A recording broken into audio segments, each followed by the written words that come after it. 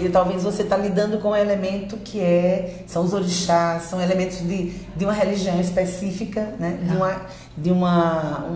Digamos que foi um código cultural, né? Específico que exige um tratamento. Como é que foi para você, assim, lidar com esses detalhes que não são a sua realidade pessoal, mas é uma realidade que você está abordando, né? Como técnica, como artista? Então, eu tenho como parceiro o Fernando Gomes, que é meu esposo. Ele faz a concepção e o enredo e texto do espetáculo. E são mais de 10 anos que ele vem se dedicando à negritude. E paralelo a isso, já estamos juntos anterior a esse tempo, então eu compactuo com ele dessas ideias. Nesses últimos 3 meses, como eu falei, eu precisei de um isolamento, assim. Então, eu preciso me distanciar da minha vida, quase como um todo, assim. Então, eu fico pesquisando os vídeos da movimentação africana, dos rituais religiosos, como é o ritual de iniciação, como é o processo de possessão, processo sincretismo, como se dá essa conexão entre o bailarino que tem um corpo com a técnica clássica, acadêmica, profissional, né? Como ele vai se libertar dessa construção densa para entrar numa flexibilidade, numa fraternidade, na coletividade, essa coisa da força, né? da música africana. E aí o filme do Siloé foi um caminho nosso de pesquisa, a coleção Perseverança, do Instituto Histórico e Geográfico. Então, na verdade, assim, é uma conjunção de informações. Então, os personagens vão correndo, vão vindo, eles vão chegando. Né? E o Quebra digamos, um episódio tão denso, né? Que a gente, falando do ponto de vista histórico, é uma coisa que nos envergonha, nos entristece, como eu já falava um pouco antes. E para você, como artista, mergulhar num episódio desse, mudou alguma coisa na tua vida, na tua concepção de mundo, depois disso? Com certeza, assim, eu acho que esse ano de 2012 ele veio, assim, pessoalmente, assim, com algumas perdas, assim, eu tive algumas perdas de ordem pessoal, enfim. Aí atrelada a uma perda, né, dessa beleza, dessa vida, dessa energia, que foi em 1912, que é um processo total de destruição, né, de desvalorização, e aí paralelo a isso você vê a construção do racismo, né, a intolerância mesmo religiosa e racial vindo junto. Então, o que é que a gente pensa? A gente está falando da questão do negro, do quebra, mas os quebras eles continuam hoje, né? Então você traz o racismo para hoje. Se você olhar as prisões de hoje, você vai ver determinadas fotos que relembram aquela prisão anterior ao quebra, né? Porque no período do quebra já havia a abolição, né? Foi em 1988, em 1888, e no quebra, em 1912, já havia acontecido, de certa forma, entre aspas, né? Mas a escravidão, ela permeia nas usinas, ela permeia em vários lugares. Então, assim, estamos falando do homem. Uma matéria sobre isso, né? Sobre escravidão rural, que hoje é uma coisa muito presente, né? E aí a gente, de brancos, inclusive, né? Não necessariamente negros. Com certeza. Mas é a forma da relação de trabalho que tem uma filosofia escravocrata. A relação da exploração, né? Junto. Sim, de exploração do poder da mais-valia, enfim. Então acaba vindo tudo isso junto e cai na homofobia, não é? Então,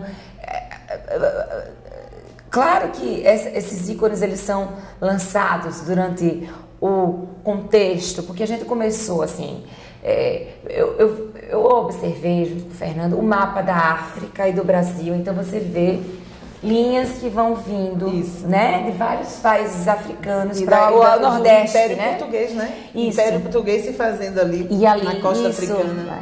Então, analisando essas linhas que vinham da África, né, para o Brasil, com a rota do tráfico, assim, inicialmente todo aquele Império Português, né? Eu concluí a especialização em metodologia de ensino das artes cênicas. Então eu venho estudando muito, assim, paralelo à minha vida, paralelo a essa pesquisa toda do tema, eu venho estudando também outras áreas. Enfim, imediatamente me vieram elásticos na cabeça, assim. Como é que eu poderia traçar aquela rota com o corpo e com, né? Então, qual que elemento cênico eu poderia trazer essa densidade, mas que eu também pudesse ter uma certa flexibilidade para manusear e traduzir também a densidade e ter manuseio do movimento. Né? Esse ir e vida da história. E aí, o elástico veio, e ele veio amarrando uma primeira parte assim, bem interessante com relação a essa questão da rota. Então a gente entramos na questão dos castigos. Né? A gente traz um pouco essa coisa da história, dos castigos. E o cenário, você tem alguns elementos de castigo, né? No cenário, estava vendo ali. Os estupros das mulheres, né? A gente começa a entrar um pouco nessa... Como as formas... a partir daquelas formas de castigos, o elástico permeou esse trabalho, trazendo essa maldade que foi posta, né? Para todos nós, né?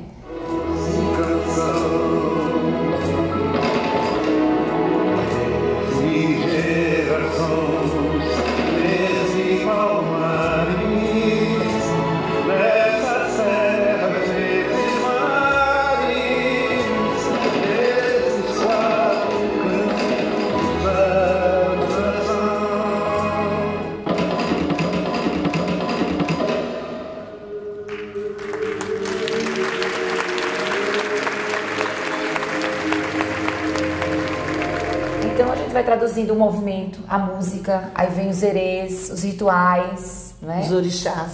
Os orixás, tem uma cena belíssima dos espelhos que a gente...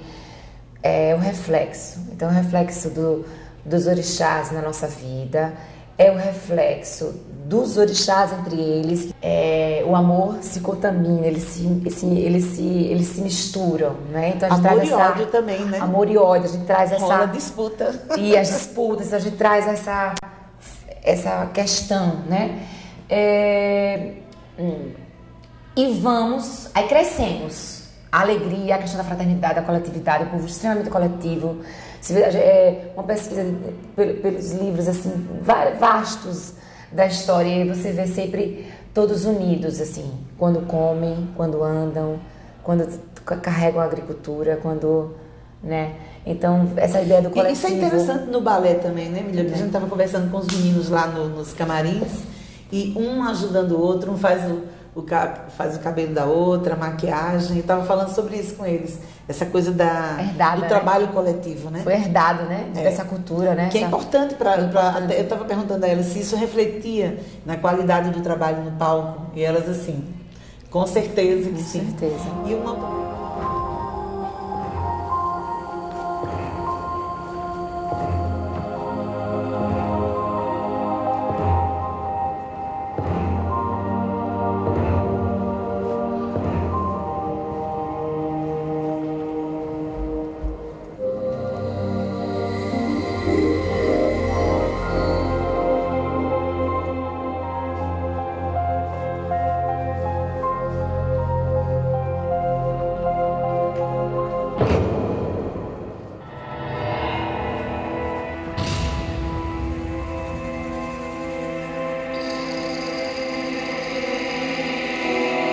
Uma outra coisa que me chamou a atenção, a gente estava olhando ali o cenário, aquelas esculturas fortes demais, né? E tem o que é que você procurou trazer com elas para a cena do palco? Olha, eu e Fernanda, assim, a gente queria encontrar um elemento de artesãos nossos daqui, da região, nordestinos, né? Que representasse esse mal. E aí o acervo de Jerônimo Miranda, a gente agradece, né, a possibilidade de utilizá-los em cena. Então a gente encontrou esses elementos de Petrônio, né? Faz parte do acervo dele, ele é um colecionador aqui no estado, como Tânia Pedrosa faz também na Arte Naif, né? Então ele é um colecionador, e essas obras elas trazem um peso, essa densidade, essa coisa que você olha e arrepia, assim, porque são de um artesão sergipano, né? Petrônio, e ele traz esse incômodo, não é? Então, é verdade. Traduzir essa trama que existem várias pesquisas a partir do quebra, não é? Mas existe uma questão de cumplicidade entre a sociedade e a política da época, não é? Em 1912 a população era uma grande parte negra. Segundo o Fernando, seu marido, a gente conversando no Vida de Artista na rádio, Alagoas era o estado mais negro do Brasil, né? Até mais ou menos nesse período. Aí o pessoal fugiu em função do quebra. Para Piaçabuçu, para outros estados, Bahia, exato, Pernambuco. E muito do que eles têm lá, né, tem a ver com o que foi herdado dos negros que aqui viviam, com os povos de terreiro, os povos de floresta. E a questão de Euclides Malta, que era como que existe essa, que ele era então filho governador, né?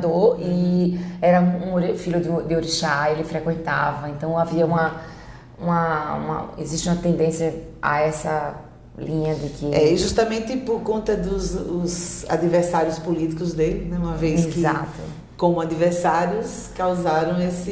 Isso. Foi um dos fatores que condicionou a existência do quebra. Então, assim, você pegar uma cultura, né, que já veio... Tem uma árvore do esquecimento. Quando os negros vinham para cá no processo da escravidão, as mulheres davam 7 voltas em volta de uma árvore e os homens 9 voltas, como se eles eram obrigados a fazerem essa movimentação, como se eles estivessem, como se fosse a árvore do esquecimento, como se eles eram obrigados a esquecer o que eles tinham lá. Então eles faziam isso para poder virem nos porões dos navios. Então a gente tem uma primeira cena, voltando um pouco a essa cena anterior do elástico, são essas voltas que relembra essa postura de que na verdade você não esquece sua tradição, né?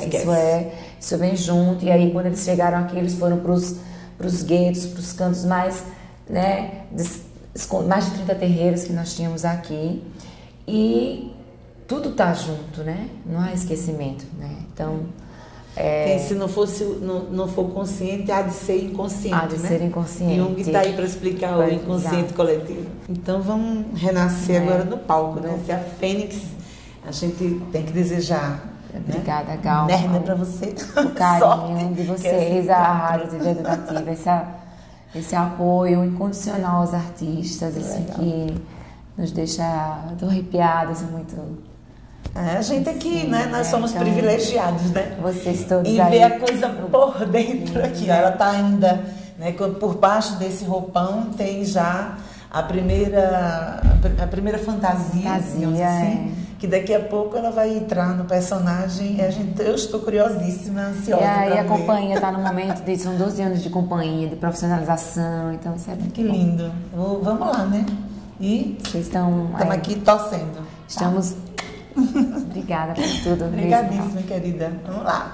A gente se encontra daqui a pouco lá, ó, no palco.